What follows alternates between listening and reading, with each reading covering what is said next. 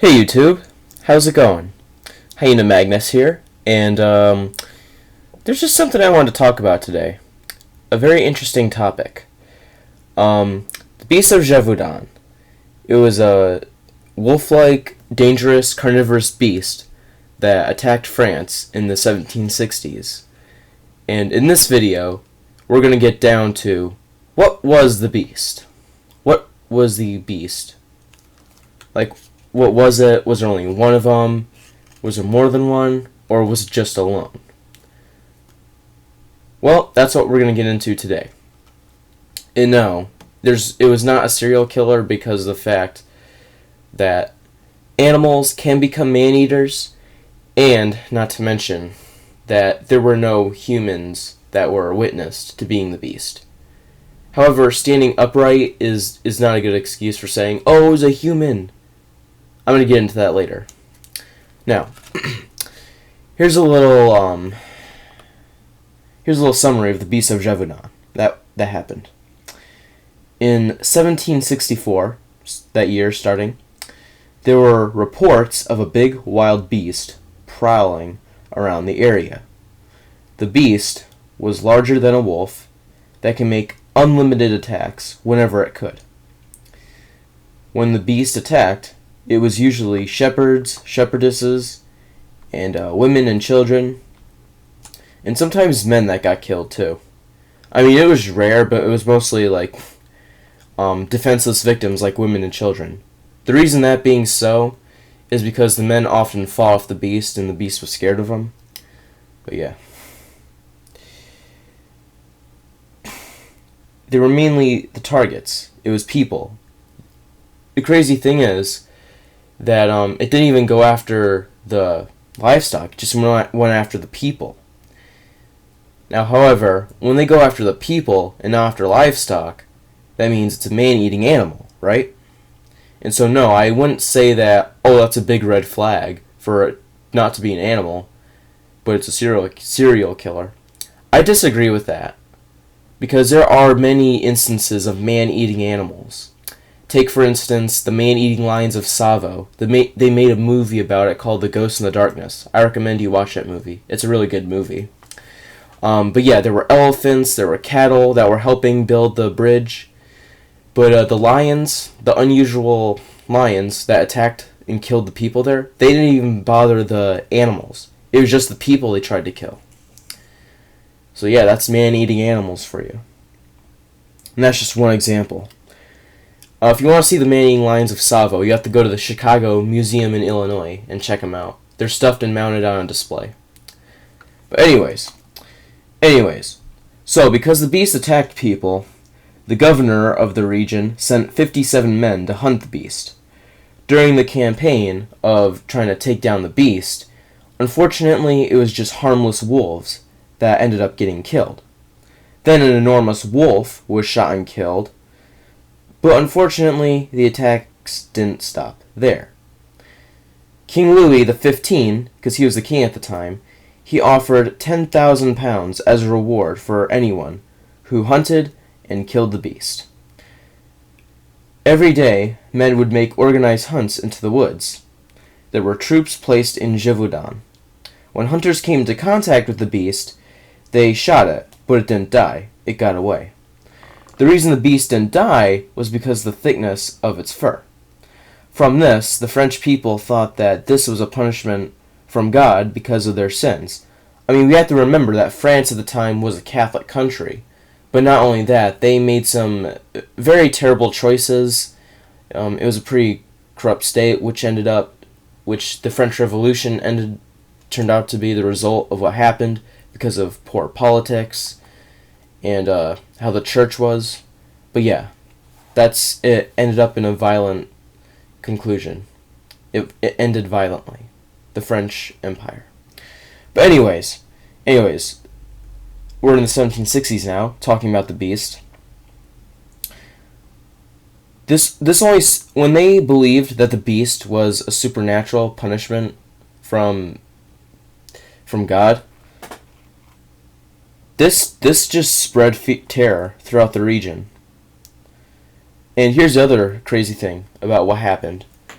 The victims of the beast were found undressed and beheaded, bones decapitated, all that stuff. In 1765, 10,000 men were gathered to track down the beast, but still no success. The only victims affected of these attacks from hunters or the king's men were just regular wolves, and not actually the beast. The beast was still indestructible. The beast carried out its attacks on people. Then one day, a 20-year-old woman fought and killed the beast by stabbing it in its chest. And I'm going to show you a picture in just a minute here. See that? That's the beast that the woman stabbed with a pike. Look at it carefully. What does it look like to you? What does it look like?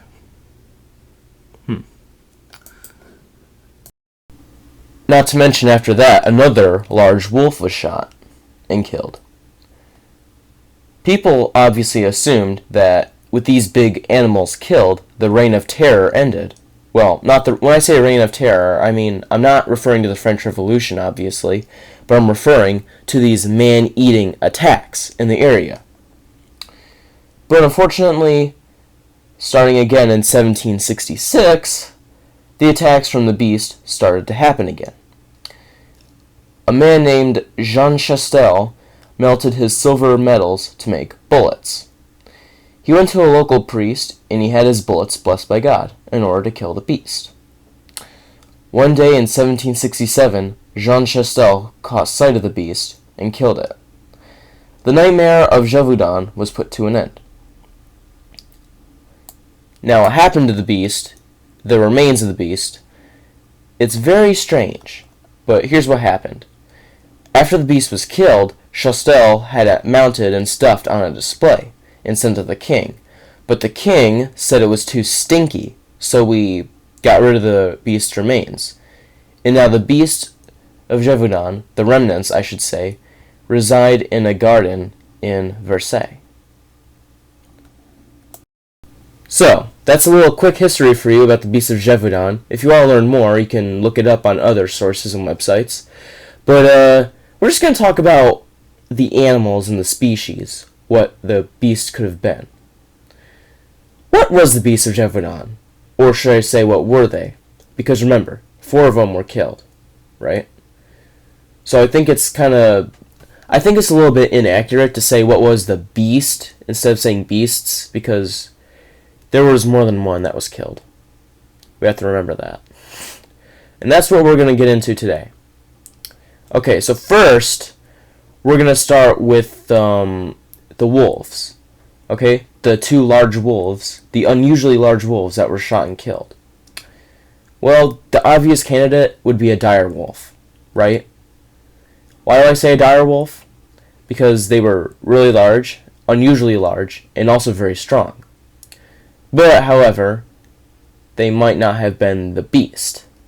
But they were killed, but maybe not the beast, and I'll explain that later.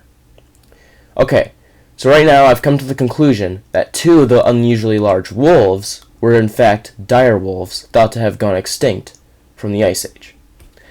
The next animal I'm going to talk about is the one that was stabbed in the chest by a pike that a woman used to defend herself and her family.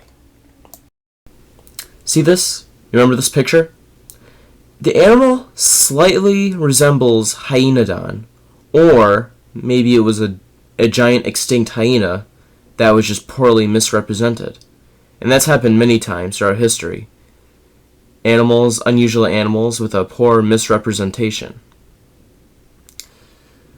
To be honest, it looks more like a hyena than a Hyenodon. I know the tail is kind of deceiving, and like the way this body is built, but we have to remember some of the descriptions. In fact, I'm going to get to the descriptions of the beast right now. Okay, so the beast in this picture, you saw it, right? Well, that's just a monument. That's just a model. Might not have been accurate all the way, but we're going to talk about the descriptions of the beast, okay? So obviously it was large, right? It was described as being in between the size of a calf and a horse. It had a long neck, longer than a typical canine, had a canine snout, had large, stylish, pointy ears, had a tuft of tail. It had a stripe that went down its back. The fur was tawnish, reddish, or grayish. It was like brown, reddish, grayish. That was the skin, like the fur. And it was known for having stripes, too. Okay? Okay. Not to mention, the beast was also known for making sounds of laughter. That's another big one. Now, here's the thing. People, because of these descriptions, people want to say, oh, it was the striped hyena. I disagree with that, 100%. Striped hyenas are very small, they're not very big, and they rarely attack people. I'm not saying they can't attack people, they do, but this just wasn't the one. And I'll also tell you another reason, besides that one picture, why I also think it was a type of hyena.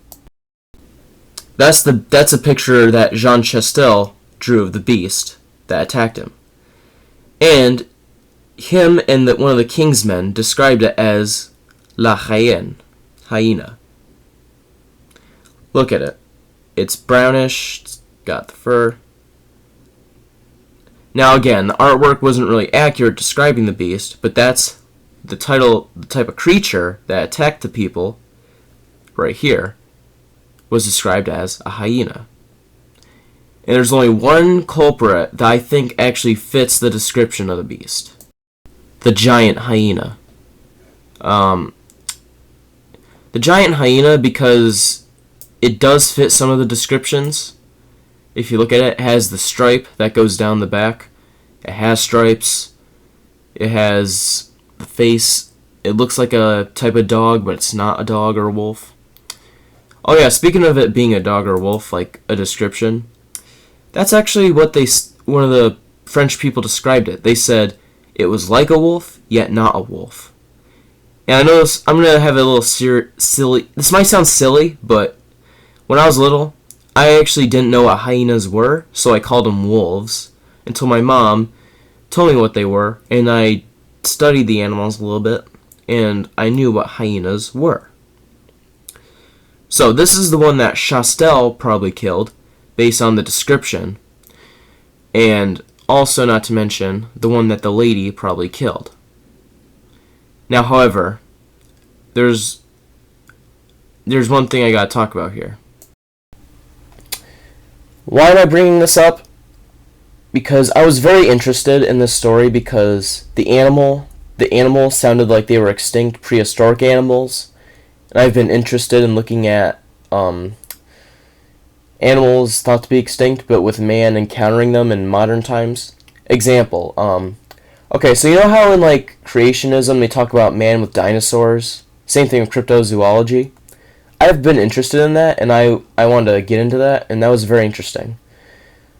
So with man seeing dinosaurs, like in these artifacts, representations of dinosaurs, I was interested in the Beast of Gevaudan story. And I came down to the conclusion that these were not normal animals. I hope you enjoyed this video, and I'll see you later.